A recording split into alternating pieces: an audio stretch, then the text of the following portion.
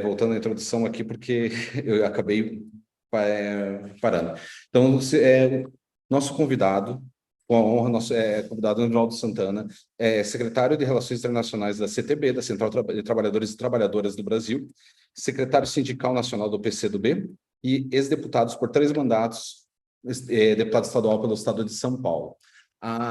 Nós temos a honra de poder recebê-lo dentro da nossa universidade e poder trazer essa realidade que às vezes nos falta muito dentro do meio acadêmico, que é realmente na parte da luta sindical, e que falta para os estudantes entender isso. Eu mesmo, que participei no Brasil no passado no movimento estudantil, eu nunca tive realmente um contato com a luta sindical, pelo menos como sindicalista, e isso dá uma falta muito grande dentro do cientista político ou de quem se forma depois também na área de relações internacionais, para entender essas dinâmicas que acontecem dentro da disputa de força dentro de um Estado.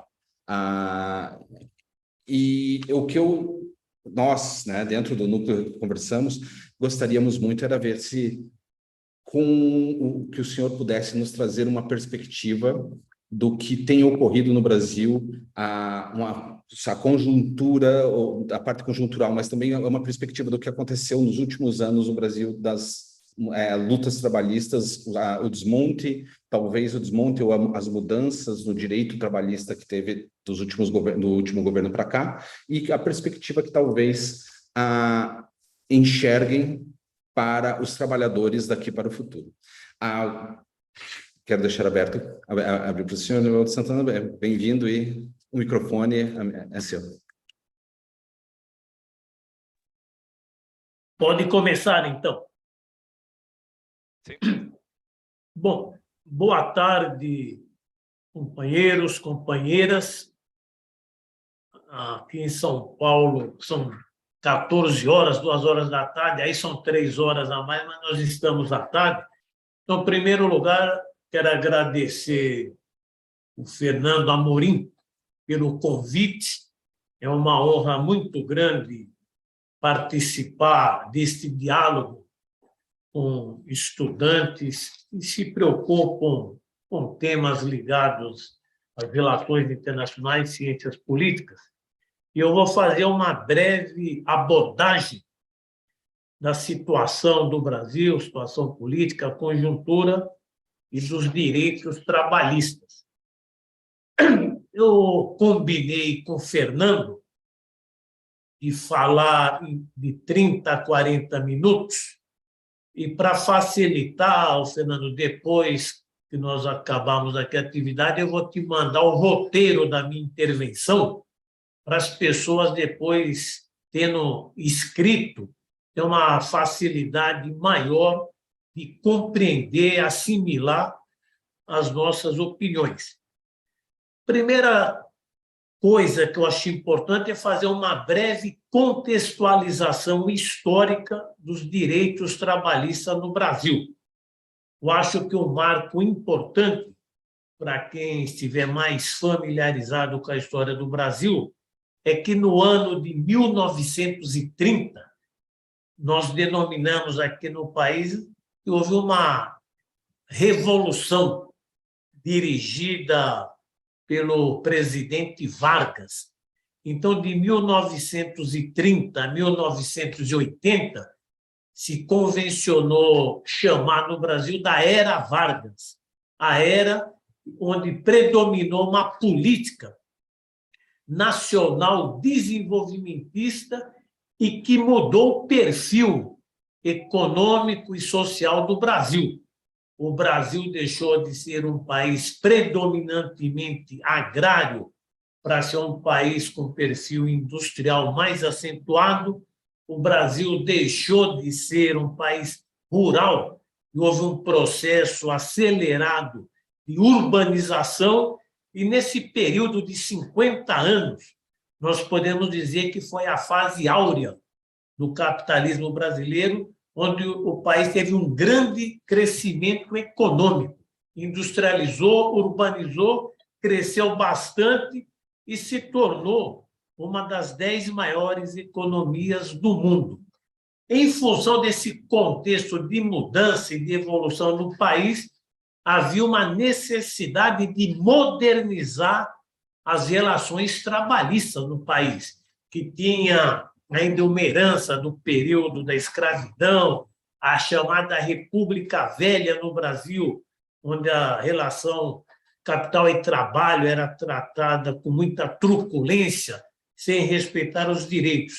Então, para iniciar o nosso debate, tem uma data importante, que é no dia 1º de maio de 1943, foi promulgada no Brasil a consolidação das leis do trabalho, que nós chamamos aqui no Brasil, todo mundo conhece essa sigla, de CLT.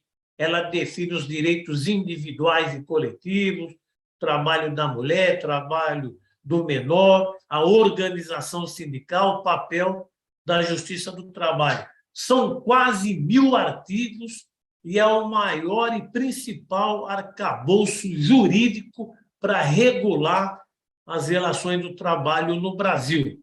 A CLT, durante décadas, teve poucas alterações, mas com o fim do regime militar no Brasil e a Assembleia Nacional Constituinte, que elaborou a nova Constituição em 1988, ela promoveu avanços importantes também nessa área trabalhista. Só para a gente citar algum, o artigo 7º da Constituição do Brasil criou 34 incisos, 34 itens, constitucionalizando direitos trabalhistas resgatados da CLT. Então, isso foi importante e deu um status jurídico superior aos direitos trabalhistas previstos na CLT. Além disso, tem o artigo 8º, que deu mais liberdade e autonomia para os sindicatos, o monopólio de representação e negociação, a estabilidade dos direitos sindicais e a obrigatoriedade de participação dos sindicatos em todas as negociações coletivas. E um artigo importante também da Constituição do Brasil, o artigo 37, que pela primeira vez concedeu o direito de sindicalização dos trabalhadores da administração pública, os servidores públicos. Então, tem a CLT, que é o marco referencial, quase 1.000 artigos, que é o arcabouço jurídico dos direitos do trabalho no Brasil, e, na sequência, nós podemos registrar o avanço também que houve com a elaboração da nova Constituição brasileira. Isso tudo é importante a gente compreender.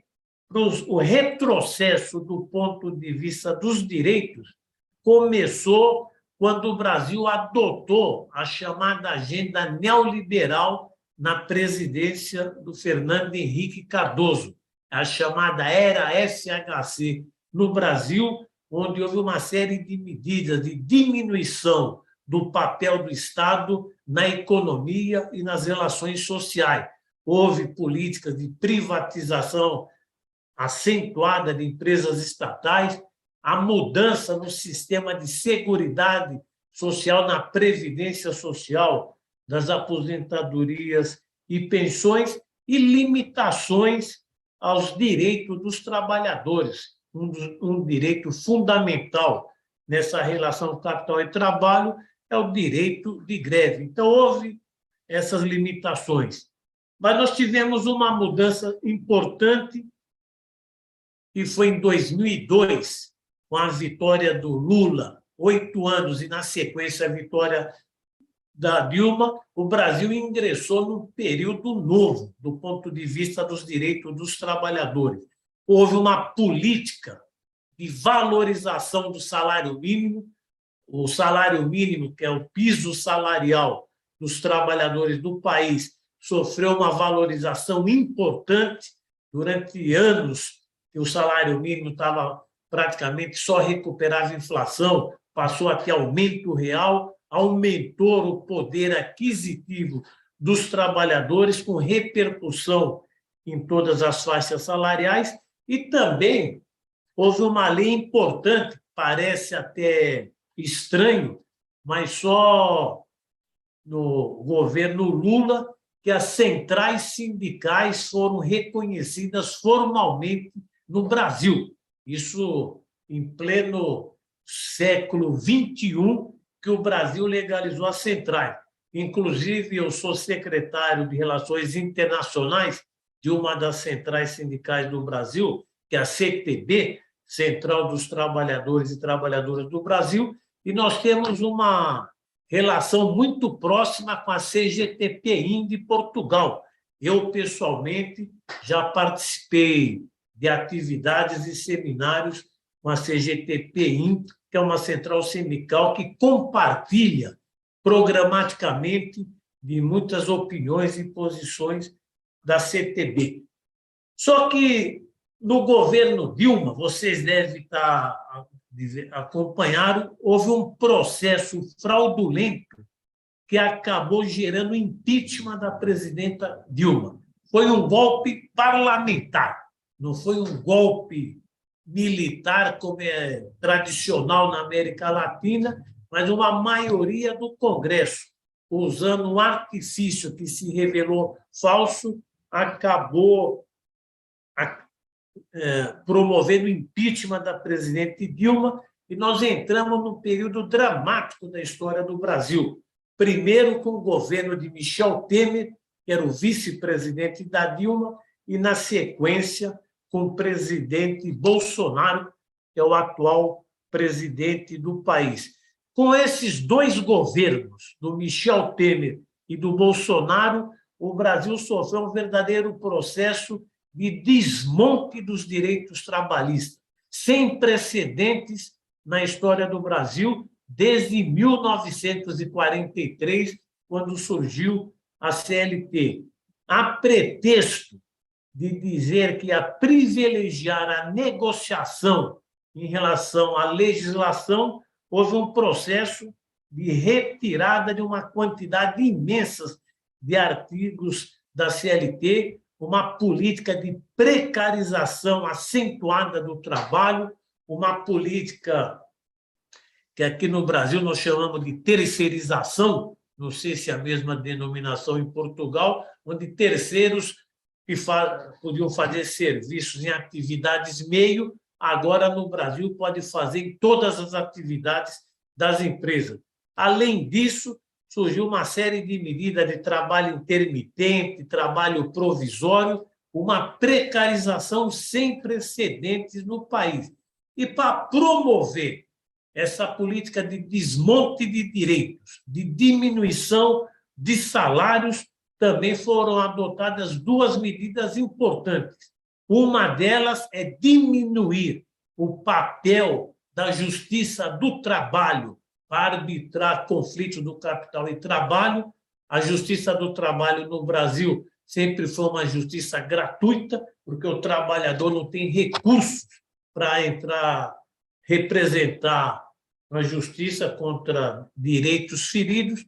Então, mudou a legislação e criou uma figura do litigante de má-fé. Se o trabalhador entra com uma ação contra o seu patrão e ele for condenado, ele tem que arcar com as custas judiciais, com as custas de todo o processo. Como o trabalhador mal ganha para sobreviver, ele acabou abandonando essa instância de recurso que era ingressar na Justiça do Trabalho para ter os seus direitos preservados. Com isso, desabou no Brasil o número de ações trabalhistas, não porque a legislação estava sendo seguida, mas pelo temor dos trabalhadores de arcarem com um custo incompatível com as suas possibilidades. E o principal ataque foi o ataque para enfraquecer os sindicatos no Brasil.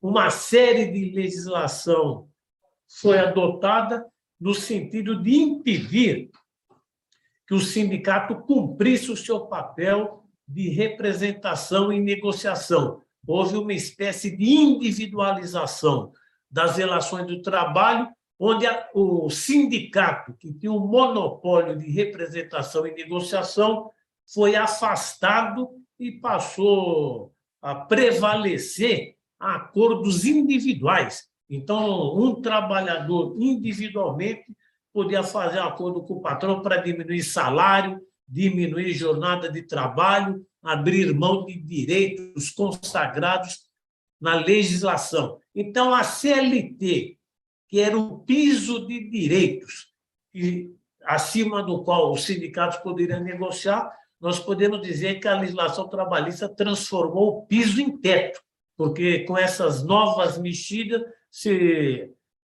houve retirada acentuadas de direitos. Então, esse é o estado das artes.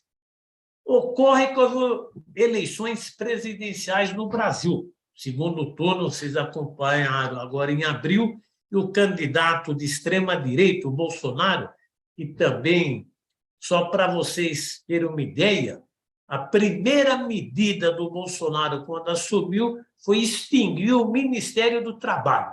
Acabou com o Ministério do Trabalho e ele disse que ia adotar no Brasil a carteira de trabalho verde e amarelo, as cores da bandeira do Brasil. O que é essa carteira de trabalho verde e amarela? É um tipo de trabalho sem direito trabalhista. A pessoa só recebe o salário e abre mão de uma série de direitos.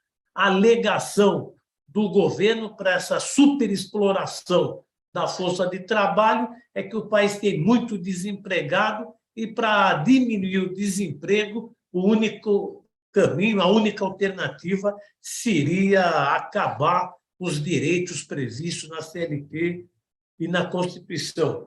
Com a vitória do Lula e com a posse prevista para 1º de janeiro, vocês estão acompanhando o governo Bolsonaro, além de ser neoliberal na economia, ele é conservador nos costumes, é um governo de extrema-direita, que não respeita a institucionalidade democrática, tanto que os seus adeptos, até hoje, estão promovendo arruaças no Brasil inteiro, tentando inviabilizar o resultado das eleições, bloqueando estradas, pedindo intervenção militar para não aceitar o resultado das urnas, e o partido do Bolsonaro entrou agora com uma ação na justiça pedindo para anular as eleições. A nossa compreensão, mesmo numa situação de grande polarização política no país, o Lula teve 60 milhões de votos, mas o Bolsonaro teve 58 milhões. Então, a polarização política no Brasil está muito forte. Nós temos uma vitória democrática histórica, mas, de outro lado, nós temos uma oposição extremada de direita que certamente vai procurar dificultar ao máximo o novo governo.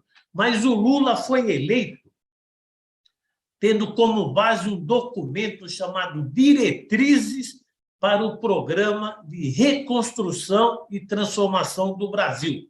Esse governo, esse programa, que aglutinou amplas forças políticas e sociais, a vitória do Lula não foi a vitória da esquerda no Brasil, foi uma vitória da esquerda junto com setores do centro e até segmentos civilizados da direita. Foi uma ampla frente política e social que permitiu derrotar o governo de extrema-direita. Os compromissos fundamentais do novo presidente é para restaurar a plenitude democrática do nosso país, lutar por um projeto de desenvolvimento que tenha a valorização do trabalho como um dos seus pilares, lutar para gerar mais e melhores empregos, para reverter um processo de desindustrialização acentuada que o Brasil vem sofrendo, lutar por crescimento econômico, investimento em ciência e tecnologia, fazer a locomotiva econômica do Brasil, que está estagnada, começar a andar. Esse é um compromisso fundamental. E, além disso, retomar a política de valorização do salário mínimo, uma política de assistência social chamado aqui no Brasil de Bolsa Família, para cerca de 21 milhões de famílias que não têm nenhum tipo de rendimento e vivem numa situação de penúria social extremada. E política também de gerar emprego. Para isso, o governo vai precisar rever os fundamental das reformas trabalhistas, previdenciárias, de toda a legislação de desmonte de direitos no país. Vai ser uma luta difícil, uma luta árdua, porque, como eu disse, a vitória do Lula foi possível porque aglutinou amplas forças políticas e sociais. Existia um sentimento democrático que viabilizou esta unidade, mas que tinha como centro a derrota de um governo de viés fascista e de extrema-direita. Mas, do ponto de vista econômico, dos direitos dos trabalhadores, vai ser uma grande disputa política. O próprio Congresso Nacional, que aqui no Brasil é bicameral, tem a Câmara Federal e o Senado, nós aqui no Brasil não temos o parlamentarismo, que é um sistema comum na Europa. Aqui nós denominamos de presidencialismo de coalizão. O que é presidencialismo de coalizão? No Brasil, o presidente da República vence a eleição, ele é o chefe de Estado e chefe de governo, mas tem uma característica peculiar aqui no nosso país, que o presidente ele é minoria nas duas casas legislativas. Então, ele é obrigado a fazer composição. Então, nós podemos dividir de forma bastante reducionista, mas só para compreender melhor, nós temos 1/3 do Congresso que é mais à esquerda, 1/3 que é mais à direita, direita extremada, e tem outro terço que fica gravitando nessa área central do espectro político. Então, para você compor, precisa juntar a esquerda com esses setores intermediários que demarcam o terreno com a direita. Então, essa vai ser uma grande batalha. Primeiro, você precisa conquistar um mínimo de governabilidade, conquistando maioria no Congresso, precisa inviabilizar essas ações golpistas que estão em curso no país, estão perdendo fôlego, estão diminuindo, mas até hoje existem manifestações militantes de extrema-direita nas portas dos quartéis, nas ruas, pedindo anulação das eleições. O Partido Liberal, que hoje é o partido do Bolsonaro, entrou com requerimento no Tribunal Superior Eleitoral do Brasil, pedindo a suspensão das eleições. Então, quem milita no movimento sindical, quem milita nessa área de defesa dos trabalhadores, vai procurar apoiar o governo nessas medidas democratizantes e combater o golpismo de extrema-direita e procurar construir uma maioria política e social que viabilize no Brasil um projeto nacional de desenvolvimento com democracia, superação das reformas regressivas que ocorreram no governo Temer e no governo Bolsonaro, recuperar direitos e procurar repactuar uma nova legislação trabalhista. O Brasil precisa de um novo Código do Trabalho que resgate os seus direitos. Claro que os direitos precisam ser atualizados. Nós estamos vivendo um período acelerado de mudanças na organização e gestão do trabalho. Tem o trabalho, teletrabalho, o trabalho doméstico, o trabalho com as plataformas digitais, com aplicativos, que são milhões de trabalhadores e trabalhadoras que não têm direitos sindical, trabalhista e previdenciário. Uma legislação precisa resgatar esses trabalhadores, lutar pela formalização, a regulação do trabalho, acabar com a precarização e defender o respeito e a valorização das aposentadorias e das pensões e ter uma política também de recuperação salarial. Esta é a nossa agenda básica, é uma agenda de defesa da democracia, do desenvolvimento do nosso país, da soberania. O país do tamanho do Brasil está há anos numa situação de estagnação econômica, inflação alta, empobrecimento generalizado, aumento da fome, o esgarçamento do tecido social, e nós consideramos que só com desenvolvimento, valorização do trabalho em democracia, o Brasil consegue desenhar uma nova perspectiva. Então, era mais isso, Fernando, que eu queria apresentar inicialmente, dentro aqui do espaço de tempo economizar para favorecer mais o debate. Eu estou à disposição para responder perguntas, questionamentos, contrários também, se alguém tiver opiniões diferentes, pode ficar à vontade para se manifestar. Então, era isso, obrigado. Obrigado, Santana. Senhor Nivaldo, eu gostaria de fazer uma pergunta primeiro da mesa, que separamos especialmente para isso, e temos mais perguntas aqui também, mas eu vou fazer primeiramente uma pergunta que já deixamos separada antes, e que me interessava fazer essa pergunta mais baseando-se no que é dado nos cursos de Ciência Política e de Relações Internacionais, e principalmente que estamos nesses últimos semestres que estão sendo falados, e onde coloca-se muito sobre a parte de soberania e as intervenções de fora do Estado e as lutas de poderes que tem interna. Então, a pergunta seria assim, nos sistemas demoliberais ocidentais, a disputa e intervenções de grupos de pressão e de interesse, como os sindicatos, por exemplo, é entendida como uma parte legítima do jogo político. No seu ponto de vista, até que ponto acredita que grupos de interesses de fora do Estado podem utilizar essas disputas consideradas internas dentro de um Estado alheio para manter esse Estado instável e assim enfraquecê-lo na política internacional? E essa pergunta seria mais vem alinhada pelo menos por algumas acusações ou brigas que tem tido nas mídias às vezes, ou mesmo por lados que se opõem, quando aparecem, por exemplo, numa tensão mundial hoje em dia, onde temos dois polos, duas potências, e que muitas vezes o que se acusa são acusações de que os movimentos sindicais podem às vezes estar sendo instrumentalizados por uma potência, enquanto também os representantes das elites empresariais capitalistas também são instrumentalizados por uma outra potência. E essas potências acabam, por exemplo, impedindo, ao jogarem um contra os outros, impedindo que o país base, por exemplo, um Brasil, possa ser estável e crescer.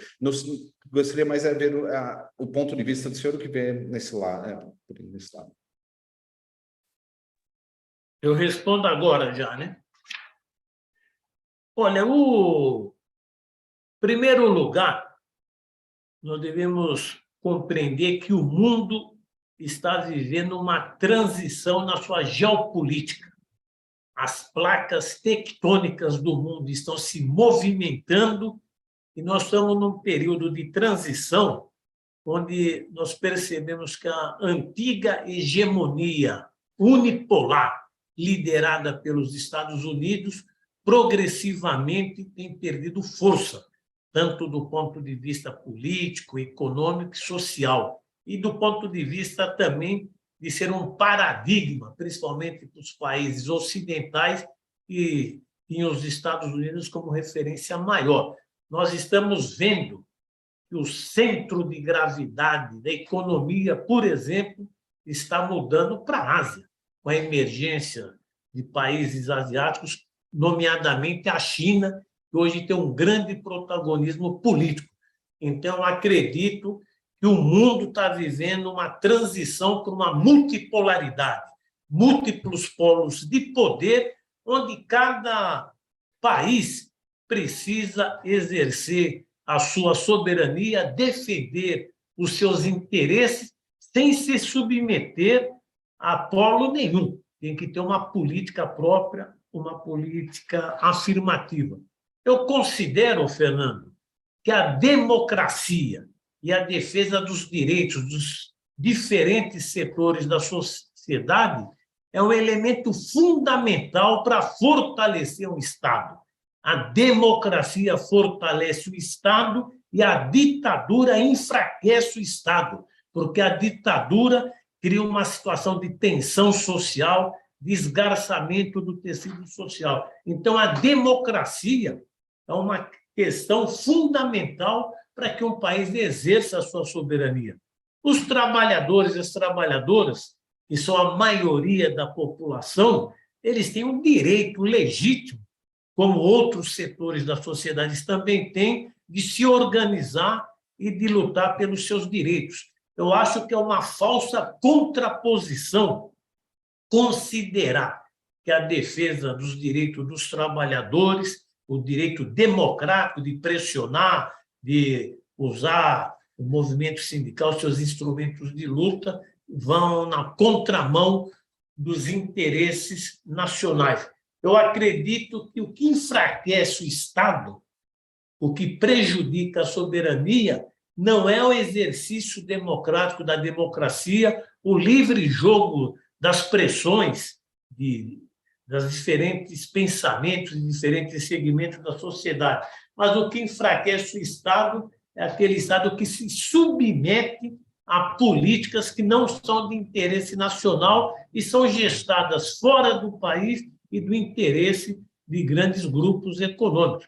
Eu acho que o país, para se desenvolver de forma soberana e democrática, ele tem que ter uma agenda própria. Não que ele vai se isolar, ter uma visão isolacionista. Todos os países precisam se relacionar com os outros, ter relações comerciais, políticas e diplomáticas. Você vê que agora o presidente Lula está inaugurando uma nova era na diplomacia brasileira. Ele esteve até já em Portugal, antes de tomar posse, depois que ele participou da COP27 no Egito. Então, ele está rompendo uma política do Bolsonaro que é na política isolacionista.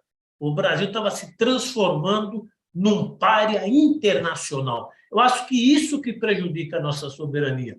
Um governo fascistoide de extrema-direita que não respeita direitos e que não procura ter uma relação de diálogo altivez com as outras nações. Então, eram mais essas as opiniões que eu teria em relação a essa questão que você levantou. Ok, obrigado. Temos aqui o Luiz que gostaria de fazer uma pergunta, se quiser. Consegue ver? Calma aí, eu vou chegar perto do colega. Eu passo para aí. Sim. Olá, boa tarde. Tudo bem? Olá.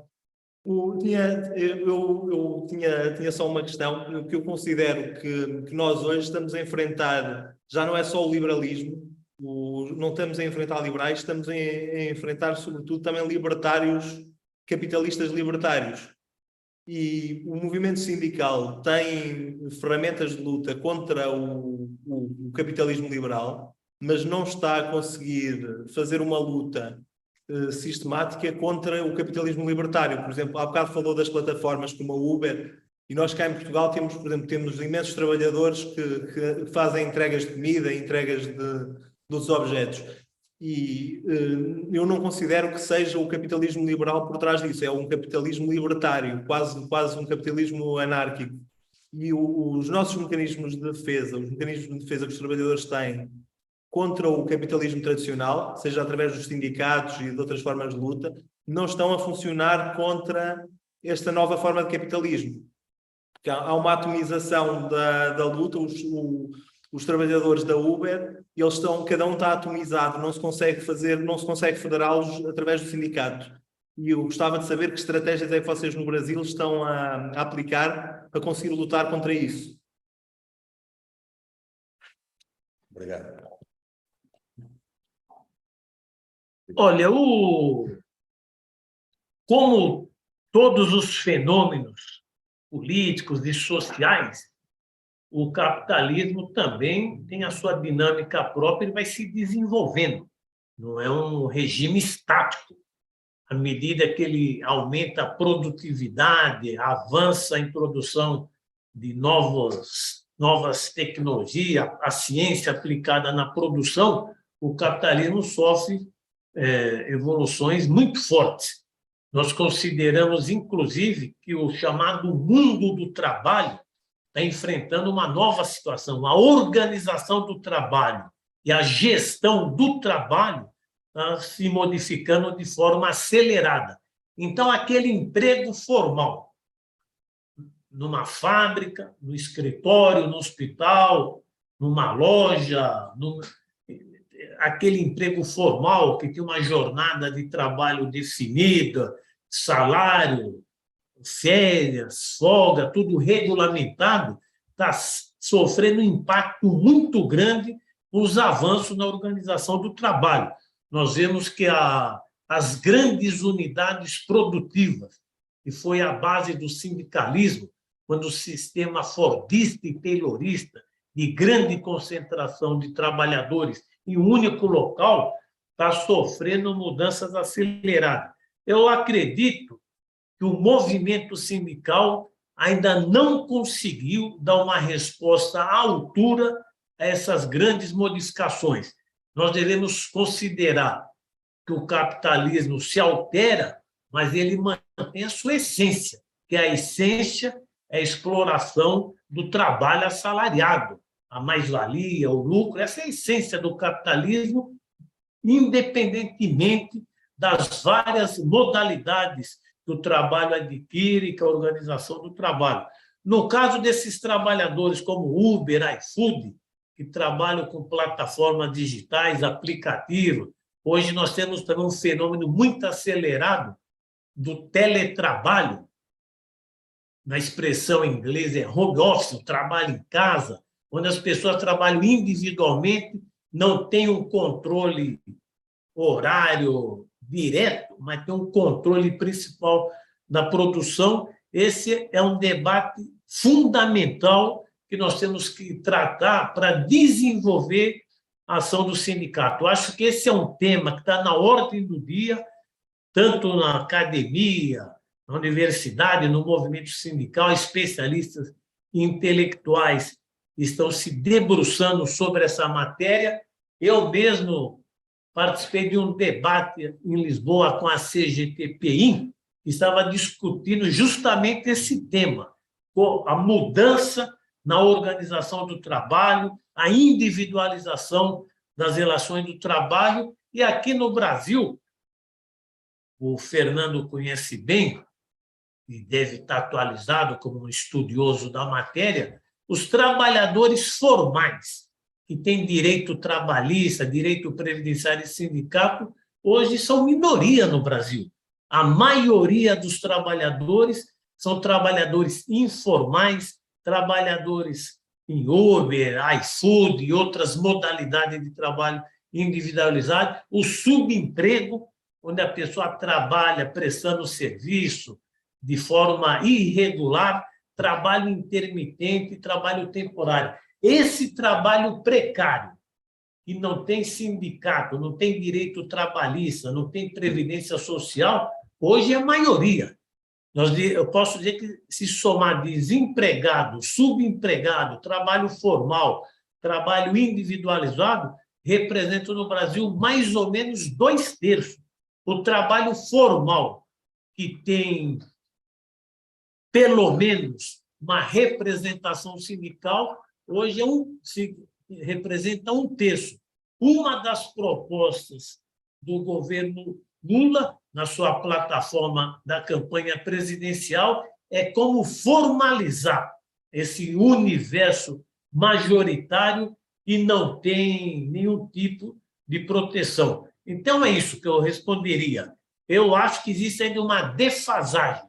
Nós temos que reconhecer que o movimento sindical ainda não conseguiu dar uma resposta à altura a essas novas modalidades de trabalho, que podem mudar a cara do capitalismo, mas não muda a sua essência.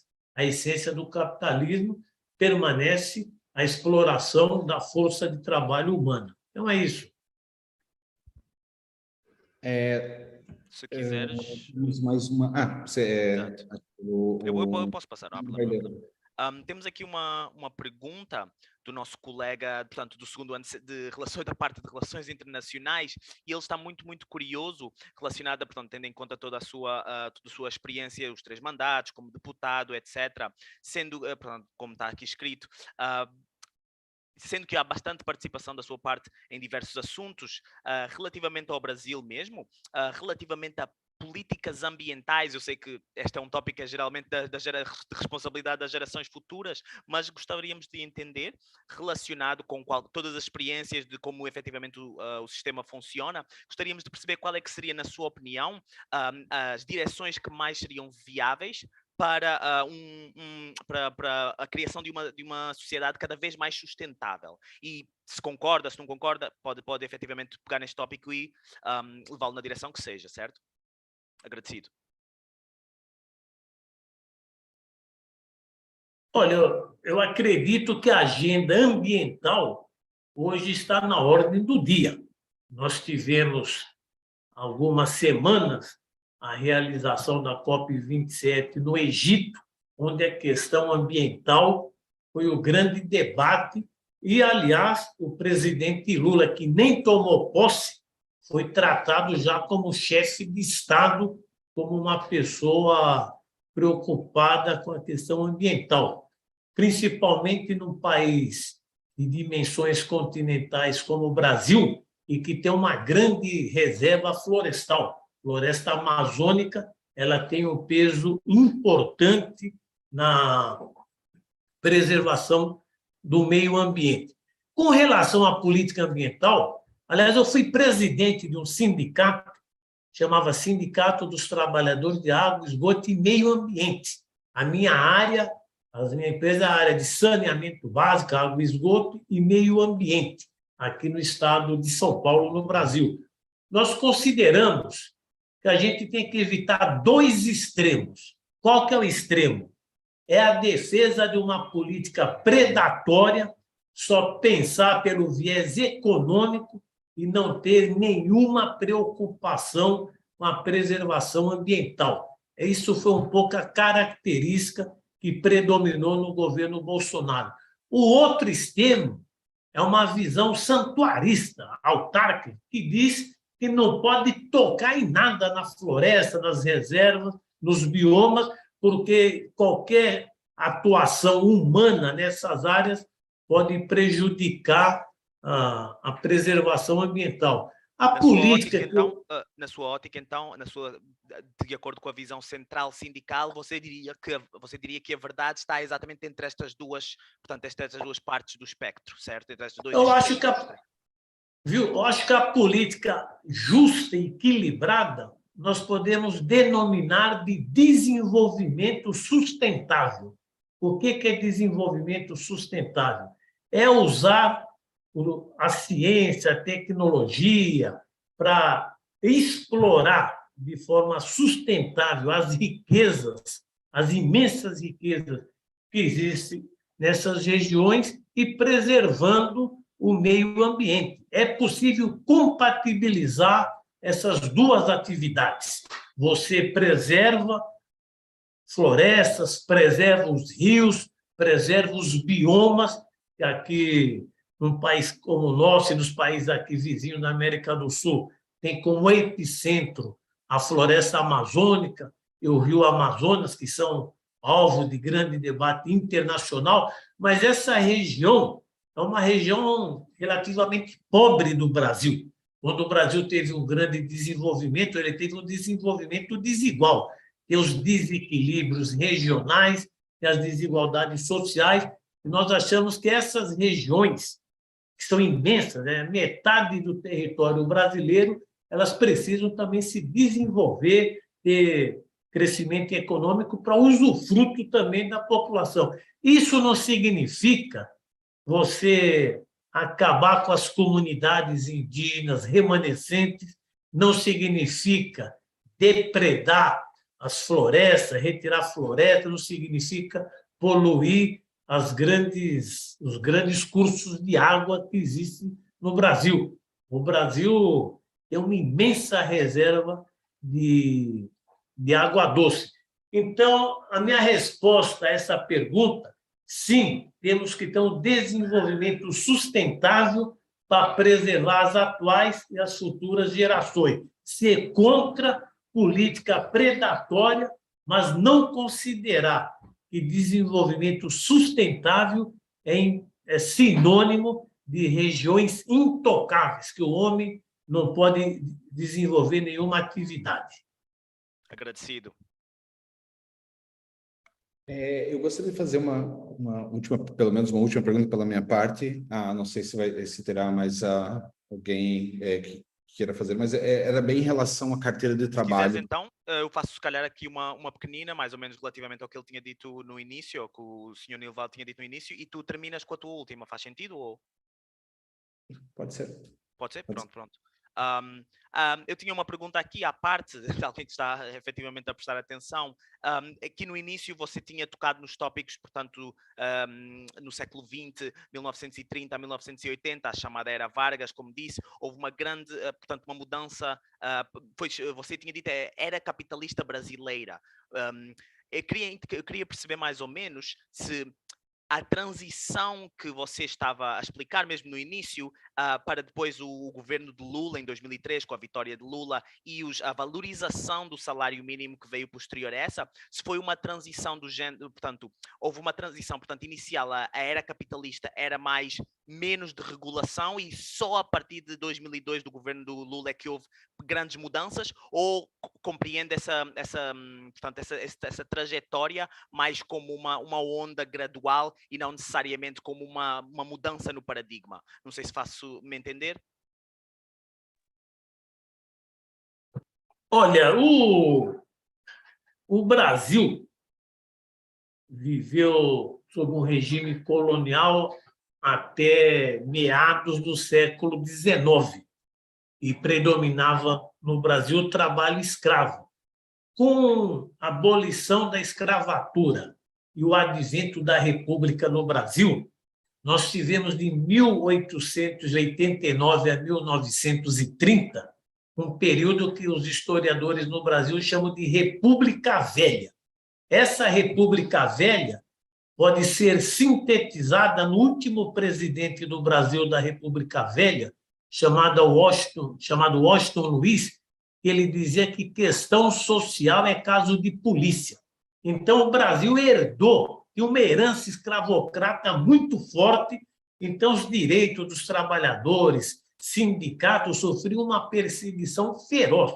Todo o movimento de trabalhador, toda a greve, tinha pancadaria, repressão policial e mortes. Com o advento da chamada Revolução de 30 do Vargas, a chamado período nacional desenvolvimentista, foram 50 anos, se nós formos fazer uma periodização histórica, foi o período que o Brasil mais cresceu na sua história. Teve um crescimento econômico acentuado, teve grande mobilidade social, embora mantivesse o desequilíbrio regional. As regiões sul e sudeste do Brasil cresceram de forma acelerada, mas as regiões nordeste, norte e centro-oeste ficaram retardatárias. Então, esse período tem um lado positivo do crescimento econômico, da industrialização e a urbanização, mas tem a questão do desequilíbrio regional. E tem também a questão das desigualdades sociais, que são marca histórica no nosso país. Mas, de qualquer forma, existe hoje praticamente um consenso e esse foi o período mais significativo do ponto de vista do desenvolvimento do nosso país. Nesse período, teve regimes democráticos, regimes ditatoriais. A Era Vargas, arbitrariamente, nesses 50 anos, não significa que foi o Vargas que presidiu o período todo. Teve regime militar no Brasil a partir de 1964. Eu acredito que o primeiro governo Lula, dois governos do Lula e o governo da Dilma deram uma inflexão democrática positiva, mas não tiveram a mesma magnitude dessa Era Vargas do ponto de vista da realização de reformas estruturais. Foi um governo democrático, procurou criar bases mínimas para a retomada do crescimento econômico do país, mas o governo não teve força e não conseguiu aglutinar setores sociais maiores para realizar reformas estruturais que o Brasil precisa e continua precisando. Agora ele vai tomar posse no ambiente político que nós aqui descrevemos.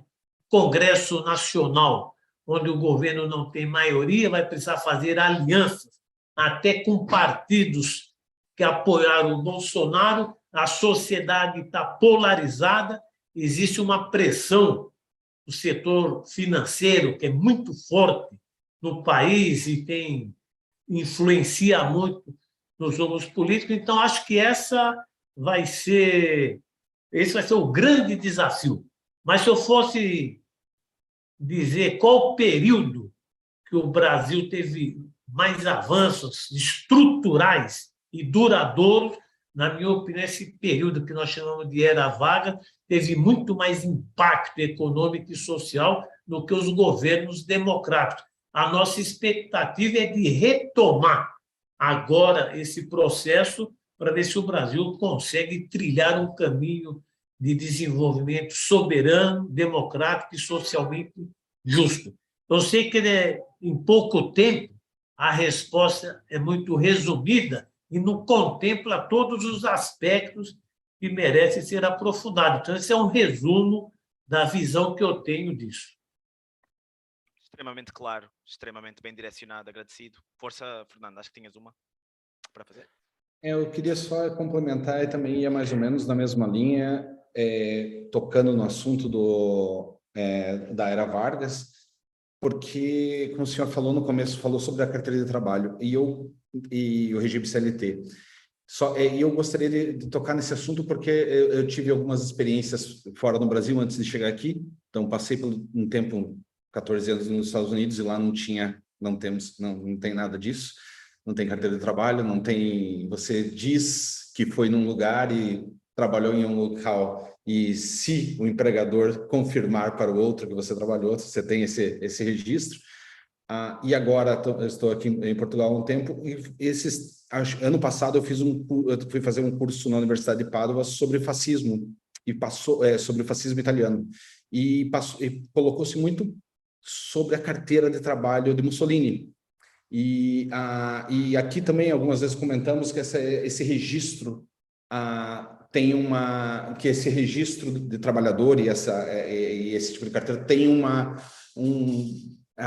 origem meio fascista, né, de regimes fascistas, e Vargas muitas vezes também é lembrado pelo Estado Novo, às vezes mas ao mesmo tempo também lembra-se muito a amizade que tinha, né, com os nazistas e fascistas, e essa dicotomia, essa diferença é complicada às vezes de entender, avanços que podem ocorrer nesses campos, e se o senhor acha válido que quando tem avanços, ou que para o trabalhador é visto como algo positivo, como no caso na carteira, que pelo que nós vemos o sindicalismo do Brasil reconhece a carteira de trabalho talvez como positiva, num caso, porque sem ter a carteira de trabalho ficamos na mão do contratante. Mas, ao mesmo tempo, eu lembro muito bem de quando eu trabalhava lá, se você tiver um problema com um empregador que manche a tua carteira de trabalho, ela fica ali para sempre. Fica para sempre. Quando você vai para um próximo empregador, você não tem como simplesmente tirar aquilo. Eu não sei, eu gostaria de entender um pouco a visão sobre isso, né?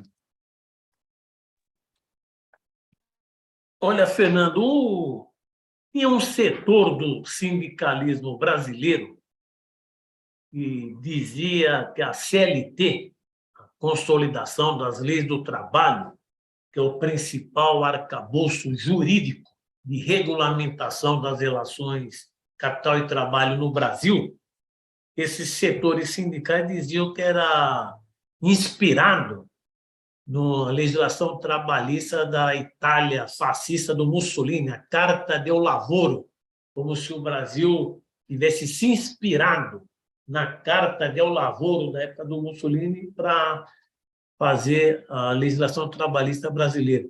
Mas isso já foi comprovado que não existe nenhum tipo de relação. São realidades distintas do ponto de vista econômico, social, cultural, das características. Então, a consolidação das leis do trabalho, ela foi produto, primeiro, de muitas lutas dos trabalhadores, greves, luta generalizada, e também da necessidade do capitalismo brasileiro, que entrar num novo período de modernização e desenvolvimento, que precisava regular as relações do trabalho. Eu acho que a principal crítica que nós devemos fazer à CLT nessa época, não que ela importou modelos fascistas da época da Itália, é que tinha uma intervenção do Estado muito grande nos sindicatos, na organização dos trabalhadores. Então, para você organizar sindicato, tinha que ter autorização do Ministério do Trabalho, até a eleição sindical era definida pelo Estado. Todos os sindicatos do Brasil, independentemente da categoria, do tamanho da localidade, tinham um estatuto padrão. O estatuto valia para os 10 mil sindicatos no Brasil. O estatuto era o mesmo. A diretoria tinha que ter 24 diretores, 7 na executiva, 7 suplentes e outros cargos, mas tudo isso, que eu não tive tempo de abordar, com a Assembleia Nacional Constituinte de 1988, que é a nova Constituição Brasileira, que vigora desde 5 de outubro de 1988, agora os sindicatos têm autonomia para definir como vai ser o mandato, a periodicidade das eleições, o número de diretores, se vai ser maior ou menor, e também esse direito foi estendido plenamente aos servidores públicos e também aos trabalhadores rurais. Então, houve um grande avanço na Constituição. O problema da carteira de trabalho é que era um verdadeiro atestado de cidadania no Brasil. No Brasil, você que podia dividir os trabalhadores em quem tinha e quem não tinha carteira de trabalho. Então, o próprio trabalhador preza muito a carteira de trabalho, porque significa que ele vai ter direito a descanso semanal remunerado, ter direito à férias, e depois de um período ele vai se aposentar. E o documento que comprova tudo isso é a carteira de trabalho. O grande problema do Brasil não é a carteira de trabalho. O grande problema do Brasil é aqueles milhões que não têm carteira de trabalho. São os desempregados, subempregados, informais, que hoje foram multiplicados nos trabalhadores autônomos, por conta própria, de aplicativo, plataforma digitais. Eu acho que o grande nó para você elevar o status do trabalho no Brasil, primeiro é como incorporar essa massa de milhões, de 2/3 da força de trabalho do Brasil, que não tem nenhum tipo de direito trabalhista, previdenciário e sindical.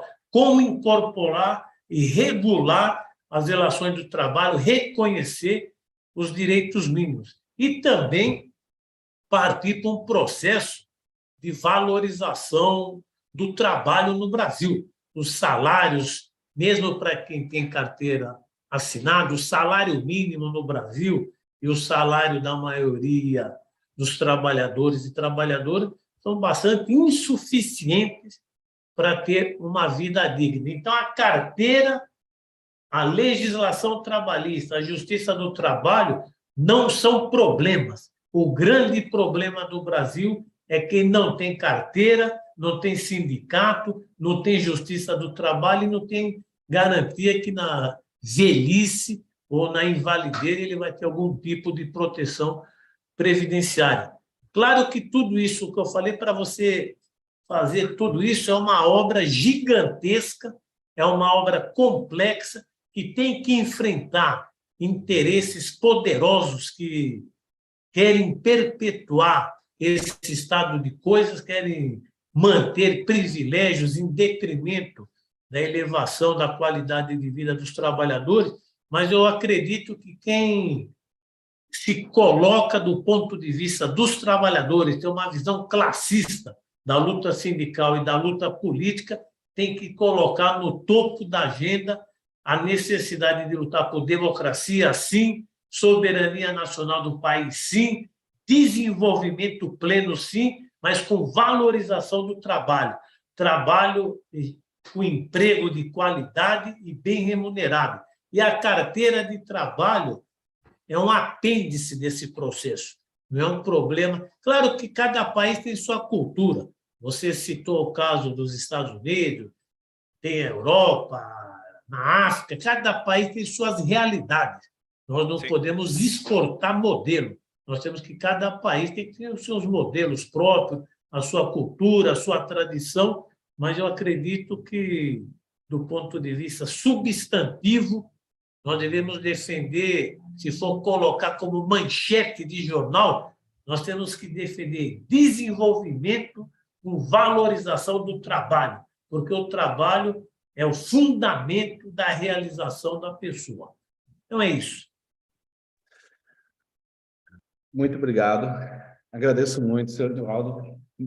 Nosso grande camarada, eu gostaria de chamar camarada, é um grande prazer realmente de tê-lo aqui. Acho que agradecer pelos estudantes, por todos os estudantes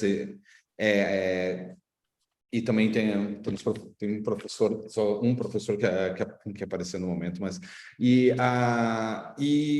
também quero pelo núcleo e agradecer essa palestra dada pelo senhor, que é bem esclarecedora no ponto de vista realmente do trabalhador, do sindicalista brasileiro, e acho que esclarece muitos pontos que nós temos, às vezes, falando dentro do curso de ciência política e alguns várias também disciplinas.